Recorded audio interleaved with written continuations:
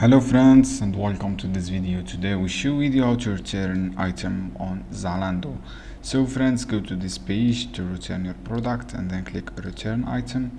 From return item, if you have any item guys, all you have to do, click create return, and then this is my case, I don't have any item. If you have item, you see this page guys, you see like this page. Choose the item, for example this item, and then write your reason you want to return. For example, it's too big, and then choose your would you like receive your refund, your bank account or transfer or something like this.